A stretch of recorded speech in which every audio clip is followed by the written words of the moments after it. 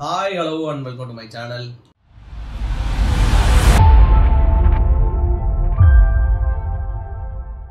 CSK vs Delhi matchல இப்போ CSK ஒரு கட்டாய வெற்றியில தான் இருக்காங்க அப்படின்னு சொல்லணும். ஏன்னா ஒரு பஞ்சாபா இருக்கட்டும், ஒரு RCB இருக்கட்டும், ஒரு GT இருக்கட்டும், அவங்க எல்லாம் சூப்பரா பெர்ஃபார்ம் பண்ணிட்டு இருக்காங்க.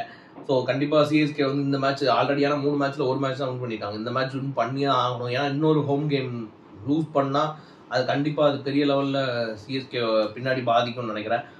ஏன்னா ஒரு டீம்ல ஒரு சுத்தி ஒரு நெகட்டிவ் வைப்ஸா வந்து பண்ணிட்டு இருக்காங்க சுத்தி இருக்கிறவங்க எல்லாம்.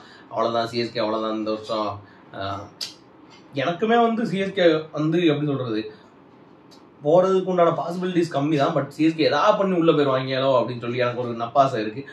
ஆனா டீம்ல பிரச்சனைகள் வந்து நிறைய இருக்கிற மாதிரி தான் இருக்கு. ஏன்னா வந்து ஒரு ஓப்பனிங் செட் அவளை கான்வே கொண்டு வரணும் அப்படின்னு சொல்லி சொல்றாங்க. இவங்கிட்ட உள்ள பிரச்சனை என்னன்னா, இப்ப கான்வே கூடுவாங்க, கான்வே வரணும், கான்வே கண்டா வர சொல்லுங்க அப்படின்னு சொல்லி எடிட்லாம் போட்டு கான்வே வர சொல்லுவாங்க. அதே கான்வே 3 மேட்ச் அடிக்கலாம், கான்வே அடிப்பாங்க அடுத்து. ஸோ இது வந்து ஒரு ஃபேன்ஸோட ஒரு மைண்ட் செட் தான். நம்ம ஆல்ரெடி அதெல்லாம் சொல்லியிருந்தோம். ஸோ கண்டிப்பாக வந்து அவங்க ஸ்டிக் பண்ணணும், இந்த ஒரு ஆல்ரெடி இருக்கிற ஓப்பனிங்லேயே ஸ்டிக் பண்ணணும்.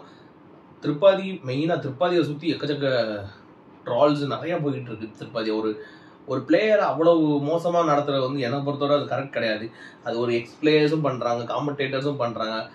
அது எவ்வளோ நல்ல விஷயம் அப்படின்னு சொல்லி எனக்கு புரியல. ஏன்னா ஒரு 2000+ ரன்ஸ் அடிச்சிருக்கான் IPL-ல. ஒரு சீசனில் புனேக்காக ஃபுல்லாக ஓப்பனிங்கில் செமையாக ஆடினான், ஃபைனல் வரையா கொண்டு போனான். இன்னொரு 400 ரன் சீசன் அடிச்சிருக்கான், 140+ ஸ்ட்ரைக் ரேட்டில் ஆடுறாரு. ஸோ இதெல்லாம் ஒரு நல்ல பிளேயர் தான். திருப்பாதி வந்து இவ்வளோ டூ மச் ஆஃப் ஹேட் வந்து ஒரு 2-3 மேட்ச் ஆடாதுக்காண்டி பண்ணுறது வந்து கரெக்ட் கிடையாது. நீங்கள் எடுத்து பார்த்தீங்கன்னா ருத்ராஜ் தவிர்த்து யாருமே ஆடல அந்த டீமில். அதான் ஃபேக்ட். ருத்ராஜ் ரச்சின் ஒரு ஓப்பனிங் மேட்ச் ஒரு 50 அடிச்சார், அதுவுமே மெல்ல அடிச்சார். பட் அது டீமுக்கு தேவையான அப்போ ஒரு கரண்ட் சுச்சுவேஷனுக்கு அந்த மாதிரி ஒரு பேட்டிங் தான் தேவைப்பட்டுச்சு, அதை கரெக்டாக ஆடினார். இதை தவிர்த்து பார்த்தா இந்த ஒரு 3 இன்னிங்ஸ், ருத்ராஜோட ஒரு 2 இன்னிங்ஸ், இது அந்த ரச்சினோட ஒரு இன்னிங்ஸை தவிர்த்து பார்த்தீங்கன்னா யாருமே ஆடல பேட்டிங்கில். அது யாரையுமே நீங்கள் பிளேம் பண்ணாமல் ஒரு திருப்பாதியை மட்டும் டார்கெட் பண்ணி அடிக்கிறது வந்து எப்படி கரெக்டு? ஏன்னா திருப்பதி வந்து டீமுக்கு புதுசாக வந்திருக்காரு அப்படிங்கிறதுனால வந்து அவரை போட்டு துவைக்கலாமா? அப்படிலாம் பண்ணக்கூடாது. ஏன்னா வந்து ஒரு பிளேயருக்கு என்ன ரெஸ்பெக்டோ அதை கொடுக்கணும். இன்கேஸ் நீங்கள் அவரை ப்ரைஸ் பண்ணலன்னா பரவாயில்ல, ஒரு கமெண்ட் பண்ணுங்க. நான் அதான் சொல்றேன், கமெண்ட் பண்ணுங்க. அதாவது இந்த மாதிரி பண்ணல, நல்லா இல்லை, என்ன இவரெல்லாம் என்ன அடிக்க தெரியுமா தெரியாது அப்படின்னு கூட கமெண்ட் பண்ணுங்க. பட் ஒரு மார்க் பண்ணுறதெல்லாம் வந்து அதான் ஓவரே ஆகும். இவங்களாம் அப்படி பண்ணால் ஒத்துமாங்களா அப்படின்னு சொல்லி தெரியல. ஸோ அதெல்லாம் கண்டிப்பாக வந்து முத்து இவங்கெல்லாம் வந்து நிப்பாட்டிக்கணும்னு நினைக்கிறேன். சும்மா இப்படி ஷோல்டர் ஆட்டுறது அப்படின்னு. அது மாதிரி முத்து நீங்கள் போய் வந்து பேட்டிங் பண்ணுங்களேன் IPL ஓப்பனிங்கில், அது முடியும். அதாவது இந்த எனக்கும் புரியுது, பிளிப் மாதிரி பொரோட்டா போடணும்னு சொன்னால் வந்து நீ வந்து என்னைய பொரோட்டா போடணும்னு சொல்லக்கூடாது, நல்ல பொரோட்டா நீ போடணும். அது மாதிரி அதான் ஃபேக்ட்டு. பட் நீ அந்த மாதிரி கமெண்ட் பண்ணு, பட் அதை வந்து மார்க் பண்ணாத. ஒரு பிளேயரை மார்க் பண்ணுறது வந்து கண்டிப்பாக ஒரு கரெக்டான விஷயம் கிடையாது. நீங்களாம் பெரிய CSK சப்போர்ட்டர் நீங்களாம் அப்படின்னு சொல்லி சொல்கிறீங்க. பட் அப்படி பண்ணுறது வந்து எந்த லெவலில் கரெக்ட் அப்படின்னு தெரியல. பத்ரிநாத்தை விட நிறையா ரன் அடிச்சிருக்காரு இவர் திருப்பாதி. அதெல்லாம் வந்து இவங்களுக்கு தெரியுமா தெரியாதான்னு சொல்லி தெரியல. பத்ரிநாத் ஒரு சூப்பரான பிளேயர் இருந்தாலுமே வந்து திருப்பாதி கண்டிப்பாக ஒரு நல்ல பிளேயர் தான். அவருக்கு நிறைய சான்சஸ் கொடுக்கணும்.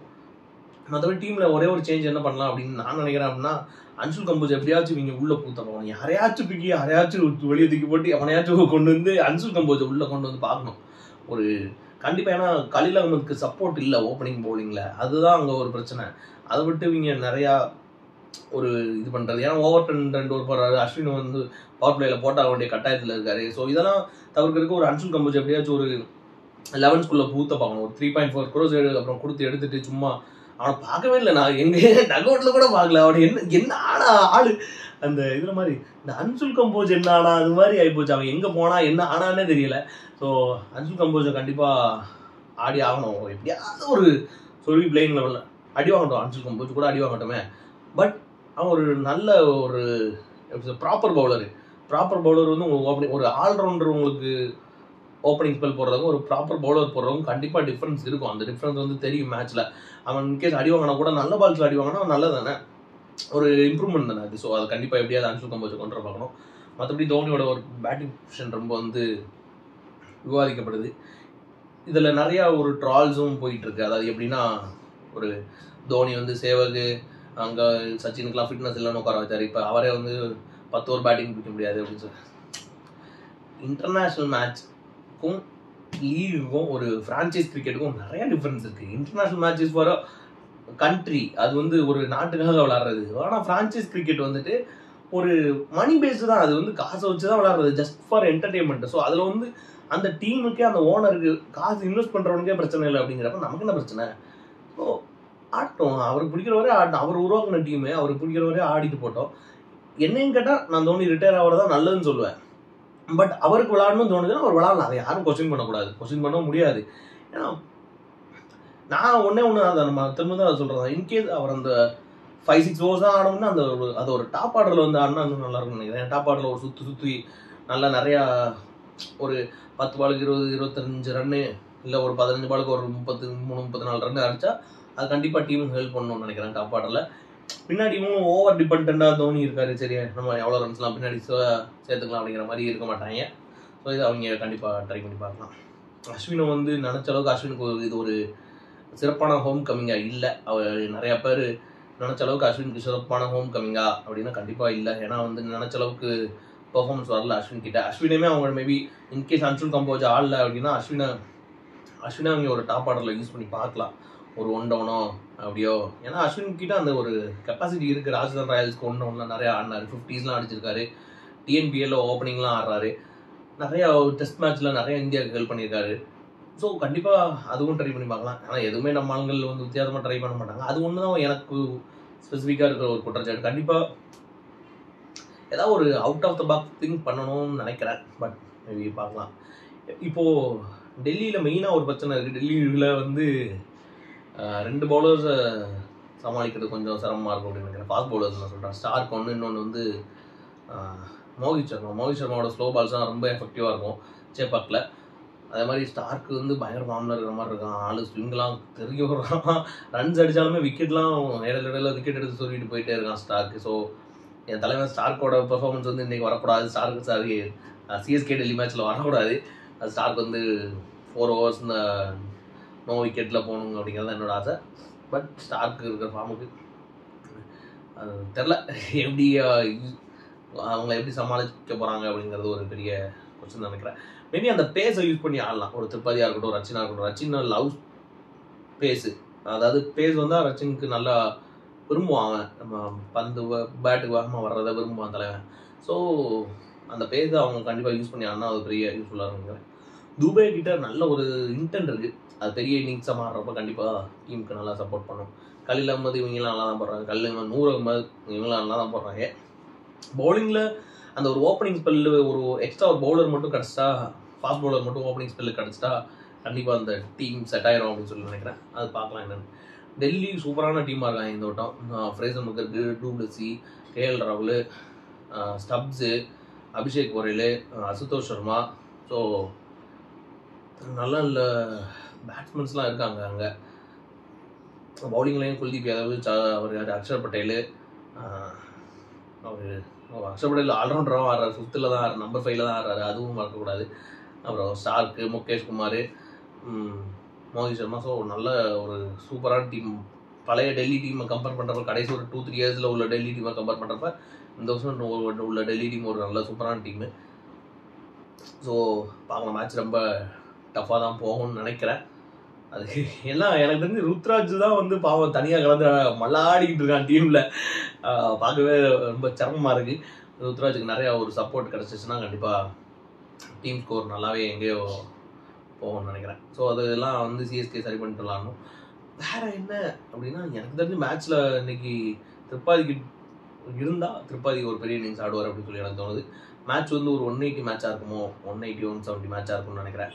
200+ மேட்சாக போகிறதுக்கு கூட சான்சஸ் இருக்குது. மேபி அவங்க பேட்டிங்கில் ஸ்ட்ரகிள் பண்ணுறதுனால நல்ல ஒரு பேட்டிங் பிச்சாக போடுறதுக்கு கூட வாய்ப்புகள் இருக்குது. பட் அது பேக் ஃபயர் ஆகிடக்கூடாது. அவங்க ஆர்சிபி மேட்ச் மாதிரி ஒரு 200 ரன்ஸ் அடிச்சுட்டு அதை சேஸ் பண்ண முடியாத மாதிரி ஆகிடக்கூடாது. ஸோ அதெல்லாம் மைண்டில் வச்சு தான் பண்ணணும். ஒரு சிஎஸ்கே அவங்க நினைக்கிற மாதிரி பிச்சஸ் கிடைக்கல அப்படிங்கிற மாதிரி ஒரு கம்ப்ளைண்ட்டும் வச்சுருந்தாங்க. But good team will play on any pitch, அதுதான் வந்து மேட்ரு. ஏன்னா மோசமான பிச் அவங்க கொடுக்கல. அவங்க வந்து ஒரு நல்ல கிரிக்கெட் விக்கெட் கொடுக்குறாங்க. பேட்டிங்க்கும் பவுலிங்க்கும் ஒரு நல்ல பேட்டில் இருக்கிற மாதிரி ஒரு விக்கெட் கொடுக்குறாங்க. அதை ஆடிதான் ஆகணும்.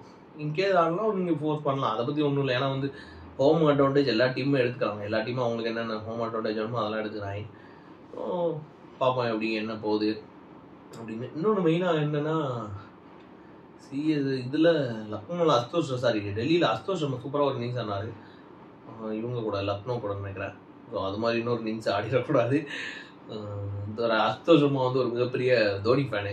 நிறையா ட்வீட்லாம் வந்து இந்த தோனியை கடிச்சவங்கலாம் தலைவன் போய் கடிச்சு குதறியிருக்கான் பழைய காலத்தில். ஸோ அந்த அதுக்காக இன்னைக்கு அடிக்கக்கூடாது, வந்து என்ன நடத்திடக்கூடாது, நான் அடிச்சு இன்னைக்கு தோனியை இம்ப்ரெஸ் பண்ணுறேன்டா அப்படின்னு சொல்லி நினச்சி குழந்தை கட்டக்கூடாது. ஸோ நிறையா ஒரு டிஃப்ரெண்ட் பேட்டில்ஸாக இருக்குது. கலீல் அகமதுக்கும் ஒரு ஃப்ரேசர் மக்கருக்கும் எப்படி இருக்கும் அப்படின்னு சொல்லி. நான் ஃப்ரேசர் மக்கருக்கு வந்து நின்றுலாம் ஆட மாட்டான். நம்பி வந்து சுத்தம் இல்லை, நல்லா அடித்து விளாட தான் பார்ப்பான். ஸோ அது ஒரு பெரிய பேட்டிலாக இருக்குன்னு நினைக்கிறேன். அந்த ஓப்பனிங் ஸ்பெல்லில் இன்னொரு பவுலர் கண்டிப்பாக சிஎஸ்கே எப்படியாச்சும் உள்ளே கொண்டு வந்துடணும். அப்படி கொண்டு வந்துட்டா பவுலிங்கில் டீம் பர்ஃபெக்ட் ஆயிரும் அப்படின்னு சொல்லுவாங்க. பட் அது பார்க்கணும். ஓவர் டன்னை முன்னாடி கொண்டு வரணும்னு சொல்லி நிறைய பேர் கடிச்சிட்டு இருக்காங்க. ஓவர் டன்லாம் முன்னாடி கொண்டு வரக்கூடாது. ஏன்னா ஓவர் டன் வந்து நின்னாடுற பேட்ஸ்மேன்லாம் கிடையாது. ஒரு நம்பர் 5லாம் ஓவர் டன் கொண்டு வந்தால் சும்மா போய் சுற்றுன்னு சொல்லி வரலாமே தவிர ஒரு லாங் இன்னிங்ஸ் எதிர்பார்க்க முடியாது ஓவர் டன் கிட்டே இருந்து.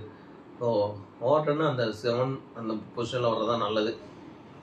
ஸ்டில் பார்ப்போம் என்ன எப்படின்னு. ஓவர் டன் டீமில் இருக்கானு பார்ப்போம், அதுக்கப்புறம் மற்றதெல்லாம் பார்த்துக்கலாம். திடீர்னு ஓவர் டன் பதிலாக கான்வே இறக்கிட்டு இங்கிட்டு அஸ்வின் பதிலாக அந்த மாதிரி பண்ணாங்கனாலும் பண்ணக்கூடிய ஆட்கள்லாம். ஸோ அப்போ ஓவர் டனுக்கான இன்னொரு சான்ஸ் கொடுப்பாங்க. அவங்க ஒரு நல்ல ஹிட்டர் மாதிரி தான் ரெப்புடேஷன் இருக்குது. பட் வந்து இங்கிலாந்து சீரீஸ்லேயே அடிக்கல. அங்கெல்லாம் அங்கே இங்கிலாந்து இருக்கிற லீக்ஸ்லாம் நல்லா அடிச்சிருக்கான் ஆள். ஸோ அதெல்லாம் இங்கே எப்படி எடுத்துகிட்டு வராங்க அப்படின்னு சொல்லி பார்ப்போம். மேட்ச் வந்து ப்ரெடிக்ட் பண்ணுறது வந்து ரொம்ப கஷ்டம். எனக்கு தெரிஞ்சு எனக்கு சிஎஸ்கே வின் பண்ணணும்னு ஆசை. பட் வந்து மேட்ச் ஒரு 50-50 மேட்சாக தான் போகும். 2 டீம் வின் பண்ணுறதுக்கும் ஈக்குவல் சான்ஸ் இருக்குன்னு தான் நான் நினைக்கிறேன். அது எப்படி போகுது, என்ன உங்களுக்கு யார் வின் பண்ணுவாங்கன்னு தோணுது அப்படின்னு சொல்லி கமெண்ட்டில் சொல்லுங்கள். வீடியோ பிடிச்சா லைக் பண்ணுங்கள். அப்புறம் உங்கள் ஃப்ரெண்ட்ஸ்க்கெலாம் ஷேர் பண்ணிட்டு சப்ஸ்கிரைப் பண்ணுங்கள்.